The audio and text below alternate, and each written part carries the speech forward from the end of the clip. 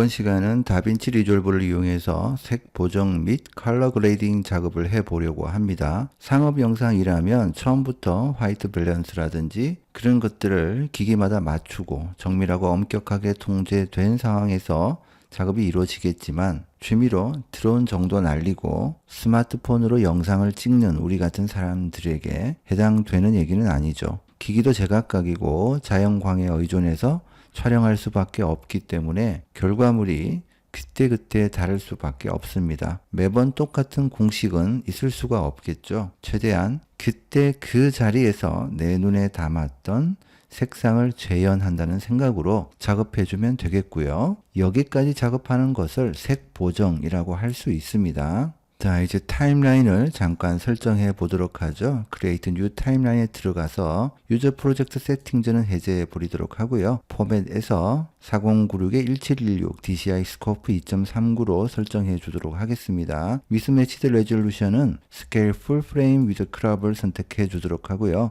Create 눌러서 만들어 주도록 하겠습니다. 자, 이렇게 한 이유는요. 미디어를 하나 불러올 텐데요. 자, 이 영상을 불러오도록 하겠습니다. 에디트 창으로 가서 해당 영상을 타임라인에 끌어서 놓게 되면 이렇게 영상 자체가 이미 영화 같은 화면 비율인 것을 볼 수 있습니다. 왜냐하면 이 영상은 스마트폰으로 촬영했지만 애너모픽 렌즈를 이용해서 로고 촬영한 결과물입니다. 애너모픽 렌즈를 이용했기 때문에 이와 같이 영화 같은 비율이 나왔고요. 그 다음에 로그 촬영했기 때문에 이렇게 뭔가 색이 좀 바랜 것 같은 이도저도 아닌 듯한 모습인데요. 그래서 오히려 우리가 원하는 대로 색을 입힐 수 있습니다. 자, 여기에 바로 힌트가 있죠. 우리가 서로 다른 기기와 환경에서 촬영할 수밖에 없는 상황이라면 되도록 이렇게 로고 촬영을 하고 색 보정을 통해서 최대한 서로 촬영한 결과물을 맞춰주면 좋겠죠. 스마트폰도 이렇게 앱을 이용하면 로고 촬영을 할 수 있습니다. 저는 모우먼트라는 앱을 이용하는데요. 모우먼트라는 회사는 애너모픽 렌저 등 스마트폰 렌즈도 같이 판매하는 회사이기 때문에 이렇게 바로 애너모픽 렌즈로 촬영할 수 있는 방법도 제공하기에 그냥 이걸 이용하고 있습니다. 자, 이제 보정 전과 보정 후의 화면을 비교하기 위해서 Alt키를 누른 채로 이렇게 끌어서 복사를 하나 해주고요. 이 영상에 대해서 칼라 탭으로 가서 보정을 해 보도록 하겠습니다. 먼저 따라 하려면 비슷한 작업 환경을 만들어주면 좋겠죠. 저는 여기 스코프라는 부분을 플레이드로 바꾸고요. 세팅저에서 밝기 휘도까지 볼 수 있게 YRGB를 선택을 해준 상태에서 이 스코프 화면을 보면서 작업을 합니다. 여기에서 여기까지 이 범위를 다이나믹 레인지라고 하는데요. 이쪽으로 갈수록 밝고 이쪽으로 갈수록 어둡다 이렇게 생각해 주면 되겠습니다. 자, 이제 노드라는 것을 추가해 나가면서 작업의 결과물을 하나하나씩 쌓아 나가도록 하겠습니다. 노드라는 것은 Alt S를 눌러서 추가를 할 수 있고요. 이 노드에 대해서 작업을 하게 되면 이 노드에만 영향을 미치기 때문에 나중에 이 노드를 뺄 수도 있고 수정도 할 수 있고 여러모로 편리한 작업을 할 수 있겠죠. 어떻게 보면 포토샵에서 레이어 기능이다 이렇게 보아도 무방하지 않을까 싶습니다. 자, 그 다음 여기 컬러 휠즈라는 부분을 조금만 알아두면 되는데요. 리프트라는 부분은 어두운 영역에 관여하는 부분이고 감마는 중간톤, 게인은 밝은 영역에 관여하는 부분이고 오프셋은 전체적으로 조정을 해준다 이렇게 알아두면 되겠습니다.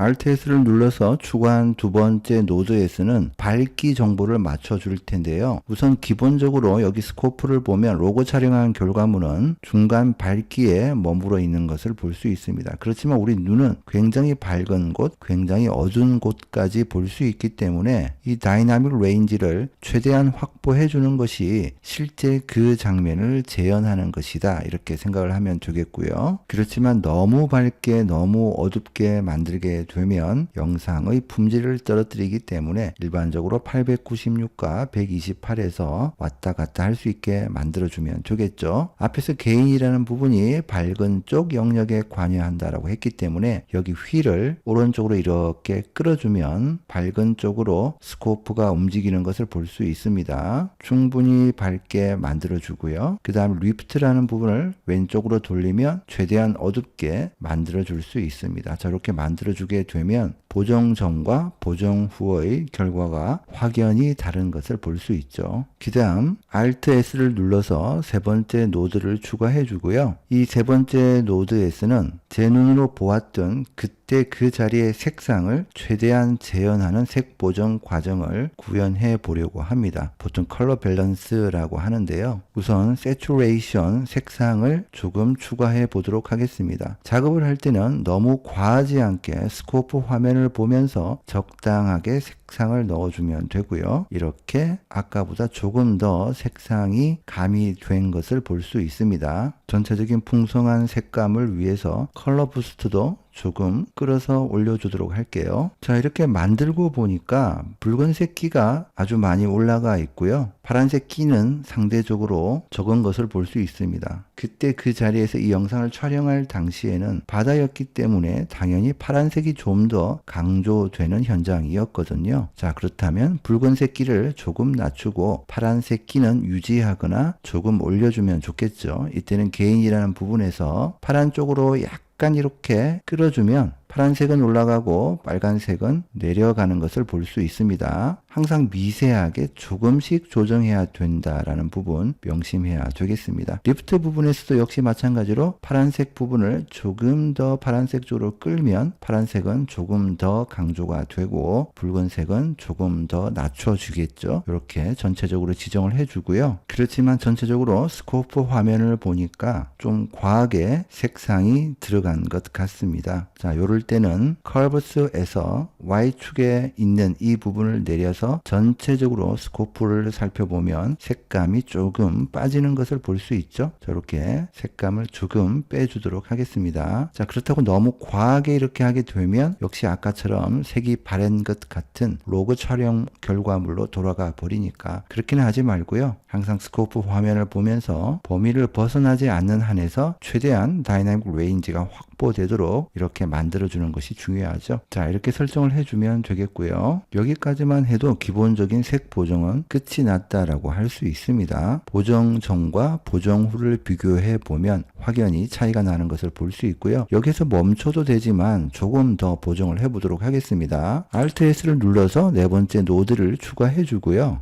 순전히 개인적인 시각이지만 여기 바다의 짙은 부분이 개인적으로 마음에 들지 않아요. 좀 자글자글하기도 하고 너무 짙어서 마음에 들지 않습니다. 그래서 여기 이 부분만 조금 부드럽게 해주고 싶습니다. 유사한 색상 영역만 선택해서 보정하려면 여기에 보면 퀄리파이어라는 것이 있습니다. 얘를 선택을 해주고요. 그 다음 하이라이트라는 부분을 눌러주도록 하겠습니다. 자, 이렇게 한 다음에 선택할 색상 영역을 스포이드로 클릭해주면 이렇게 비슷한 부분이 선택이 됩니다. 드래그 해주면 좀 더 넓은 영역을 이렇게 지정해 줄 수도 있고요. 그냥 한 곳을 클릭해주면 그 색상과 가장 유사한 부분을 이렇게 선택을 할 수 있습니다. 잘못 지정해 주게 되면 원하지 않는 범위도 지정이 되겠죠. 물론 나중에 윈도우라는 부분에서 툴을 이용해서 우리가 원하는 선택 영역만 지정할 수도 있지만 최대한 이렇게 유사한 영역만 지정해 주는 것이 좋겠습니다. 자, 이렇게 지정을 한 다음에 좀 더 극단적으로 볼 수 있도록 여기 보면 하이라이트 BW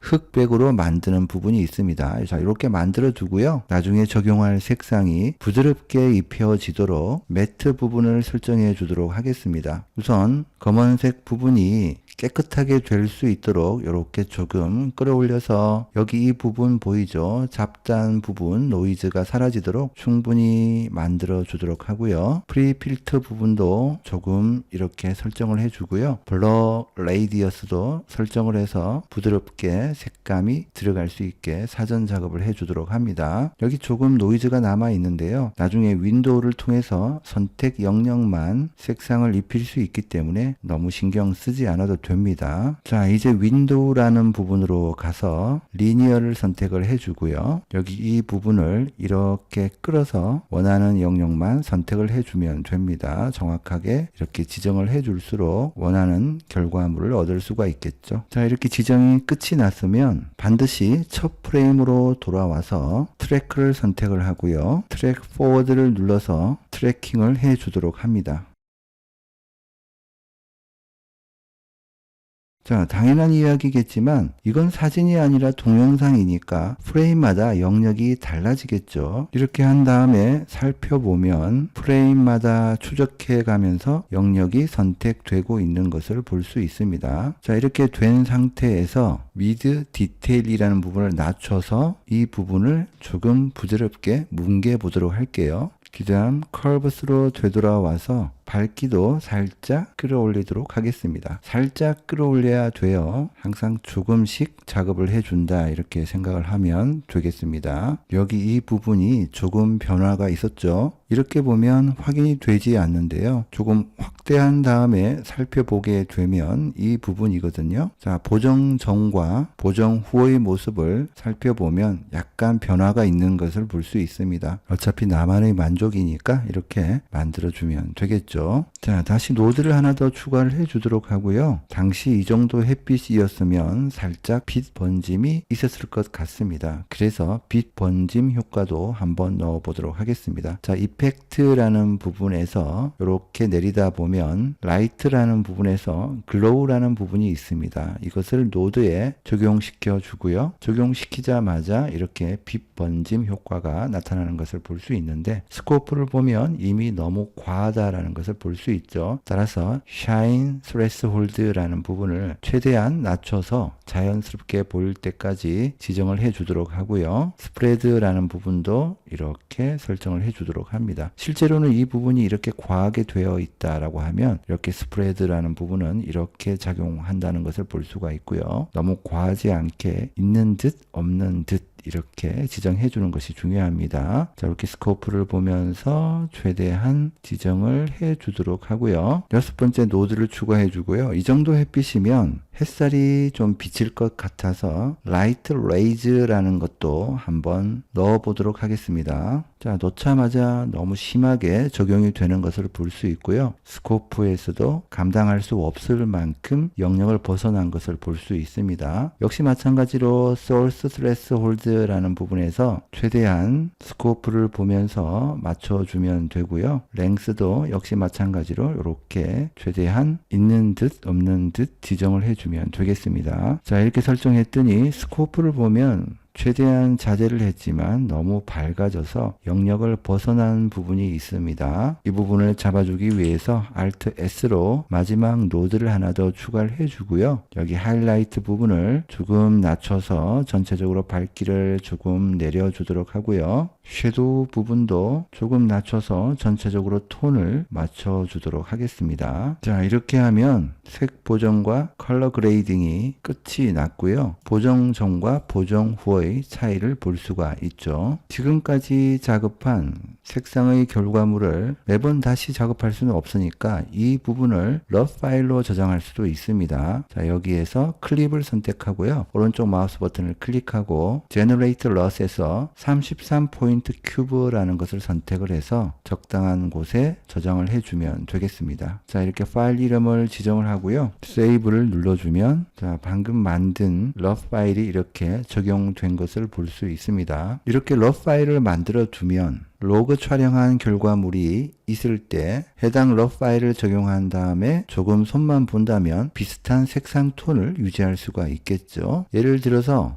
에디터로 돌아가서 다시 미디어를 하나 불러오도록 할게요. 예를 들어서 이 미디어를 하나 불러오도록 할게요. 타임라인에 추가를 하도록 하고요. 자, 이 영상이 있는데 컬러 탭으로 가서 이 영상에 방금 작업한 이 러프 파일을 그대로 Apply LUT to Current Node에 적용시켜 주면 비슷한 색감을 유지할 수가 있겠죠. 물론 여기 이 상황에서 또 조도가 달라졌기 때문에 스코프를 보면 많이 다른 것을 볼 수 있는데요. 역시 마찬가지로 여기에서 이렇게 조금만 맞춰주면 비슷하게 색상 톤을 유지할 수가 있습니다.